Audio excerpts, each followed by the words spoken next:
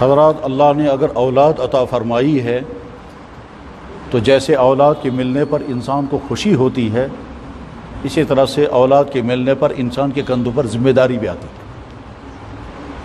اور بہت ہی افسوسناک صورتحال یہ ہے کہ اس وقت بے شمار ہمارے بھائی اپنی اولادوں کی ذمہ داری کی طرف دھیان ہی نہیں دے رہے ہیں، جس کا نتیجہ یہ ہے کہ اولادیں بگڑ رہی ہیں اور ہر طرح کی خرابیاں اولادوں کے اندر ہیں۔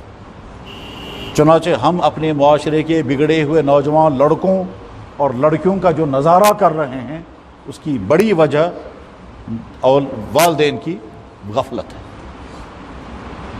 اور جب یہ صورتحال ہوتی ہے کہ کسی دور کے والدین اپنے اولادوں پر پوری توجہ نہ دیں تو سمجھ لینا چاہیے اس قوم کا مستقبل برباد ہے، کیونکہ جو بزرگ حضرات ہیں وہ رخصت ہو جائیں گے اور اگلی نسل جو ہے وہ بگڑی ہوئی نسل ہوگی۔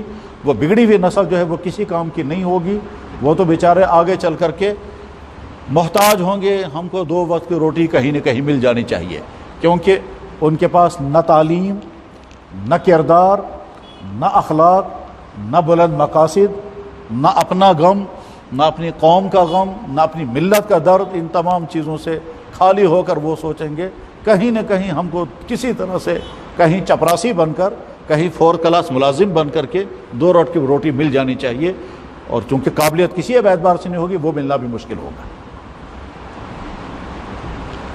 اس لیے تمام والدینوں کی ذمہ داری ہے کہ اپنی اولاد کے سلسلے میں پہلے سمجھیں کیا کیا ذمہ داری ہمارے کندھوں پر ہے۔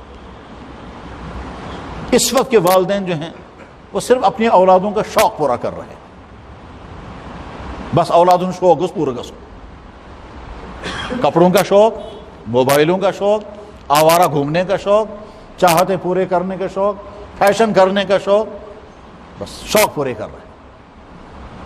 اور وہ بگڑ کے رہا، کیا کیا بگاڑ ان کے اندر آ رہا ہے؟ ایمانی بگاڑ، اخلاق کا بگاڑ، کردار کا بگاڑ، اور ان تمام شوقوں کے ذریعے سے وہ کن کن خرابیوں کا شکار ہو رہے ہیں سب کو بھانتے ہیں۔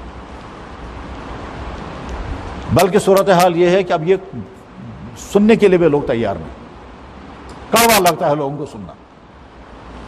بعض دفعہ والدین کہتے ہیں تو کیا چمن باچن پت لکھ میں تیو کر جب نیچے یا جی کیسا خوش کرے پت کہتے ہیں۔ اور بہت سارے نوجوانوں کو برا لگتا ہے سنتے ہوئے جب ان کو کہتے ہیں یہ چیز غلط ہے، یہ چیز غلط ہے اور یہ چیز سدھار کی ہے۔